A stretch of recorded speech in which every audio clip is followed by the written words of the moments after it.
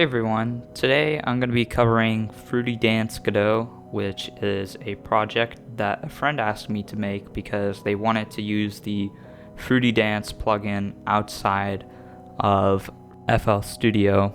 And I know that you can use FL Studio as a VST and it's pretty powerful, so therefore you could use Fruity Dance in whatever DAW you wanted, but they were also looking to switch to Linux, which FL Studio doesn't support natively. I mean, you can run it through Wine, but basically they just wanted me to make it standalone. So I decided it would be a pretty fun project to go ahead and tackle to learn, practice a little bit more about Godot.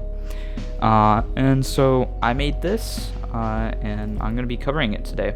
So in this video, I'm just going to be going through the project, discussing how it works, and some of the challenges that I face. So yeah, one thing you'll notice is that I'm using 4.3 release candidate 1, because I was pretty interested how that would go, so just wanted to try it out. And this is the main scene, nothing special, but one important part of this was getting a transparent image on the desktop, which would mean transparent windowing, which is pretty typically supported by a lot of stuff nowadays, but in Godot I had to go ahead and do some stuff like get the viewport set embedding sub windows, stuff like that. So just setting some project settings so that it wouldn't make all windows like this and you could have it be transparent. To basically show you how exactly it works, I'm just going to go ahead and run it, and over here you can see how exactly it works. So we have this character, can pick it up, place it wherever I want, lerp smoothly. I know that's not how it originally went, but I just decided to add it because it's kind of nice. Just place it wherever. You can change the dance move, you can change the BPM, can change the drag offset. I had it at like 228. Yeah. Speed, can change the amount of reflectiveness, and so it's pretty close to the real thing. Yeah. And if you want to go ahead and close it, you have to you close this. Yeah, you close the root of it, or you can press X. So that's basically the program, and it's not too complex. Everything is mainly controlled by this one scene, main scene, and it basically just allows it so that I can move the dancing character window around and there's settings and it interacts. So it's not too complex, but the main challenges that I faced, the original Fruity Dance VSD had something called blending. So my friend recorded a video here, and as you can see, it's basically blending between the first frame to the next frame. And so when you're on a lower speed, it's more noticeable. You can see it's transitioning from the previous frame to the next frame. The issue with that is that it's kind of hard to kind of idealize how that may work, and I'm 90% sure that there's something in Godot stopping me from doing this, because when I tried to do it, it didn't work, which wouldn't make sense. I kind of have to describe it. So if I go here, right, and I'll just insert random image. Do we have a random image? Alright. Yes, this is the blending animation. So if I have this blending animation, right, that's supposed to blend between the two frames. If I turn off snapping, zoom in a bit more, then we can see that this is the first frame. And essentially the way that this works, you have one character dancing, right, at like full alpha, which is 255, and then that goes away so that the next dancer can come in, and then that's like on the next frame. And so I thought that would work, but it doesn't. So I did some math to kind of figure out how it would work. And after I figured that out, the issue was that the alpha doesn't make sense at all. So if I like place my cursor wherever, you can basically see that as the animation goes along, it's going in and out. So it's going like, oh, like this. But what's really confusing is that at any point, because these are the same frame, this should never happen, because the alpha from these two sprites always adds up to 255. So if I go and take a look at this, alpha is like 129. Go take a look at this, alpha is 126. What is that? 129. That doesn't make sense.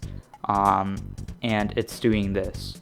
It's basically just not working, and it's pretty tough implementation conceptually. So I really couldn't figure it out. So that's the only thing that's missing. But besides that, it's mostly accurate, and I'm happy about that. But the second challenge comes with how Godot tackles performance. Might be an easy fix depending on what's possible, but essentially, see how everything moves around and just works, and it's like, oh, so nice, right? And I can move this around, and it's being so fluid, and it's all good. So let's say I just go here, and let's focus on something else. Let's focus on this. Okay, let's focus on Chrome. Okay, so now I'm focused on Chrome, and I'm no longer focused on Godot or the previous window. And this is coming to an absolute halt. You can just see it's not performing at all, because basically the window isn't focused. And for Godot, whenever you're not focused, it, I guess, deprioritizes the amount of performance that gives to the window. So that makes sense for general use cases, but for an application like this where you want it to run on the desktop, you want it to be running fluidly, and the only time it runs fluidly is when it's focused. So if I were to focus the window of it, I focus these in front, oh, suddenly it's all working again, and it's good. Obviously, you don't want to have like windows like these be on the screen all the time, and you probably only want this. So the workaround that I made is to just hide this window. So if I press like H, I think, yeah, it hides the window, and it's still focused, but it's hidden, so you can move this around, but the window is not here. And I think if I like focus on here again, I press H, I can reveal it, right? So that's my workaround for that, but if anyone knows how to fix that, let me know. Now, one more thing you may notice is that in the project here, there's actually no sprites of this character.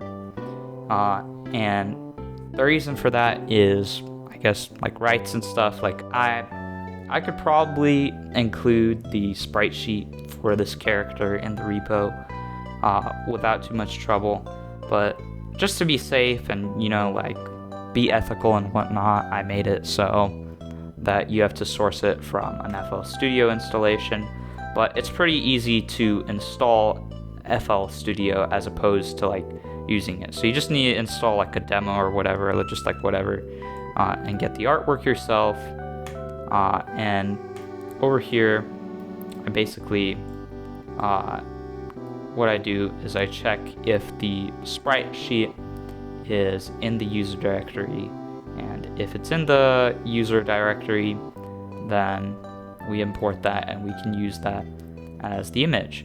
But I'll just go ahead and show what happens if it's not. So if we go ahead and rename this and I restart, it says, okay, it gives me a warning. The sprite sheet for character animation isn't detected in the application directory, and then it gives you instructions on what to do. and eventually this closes out. But if I go here, right, go back to the files, right, let's say rename this, right, run it again, and there it is.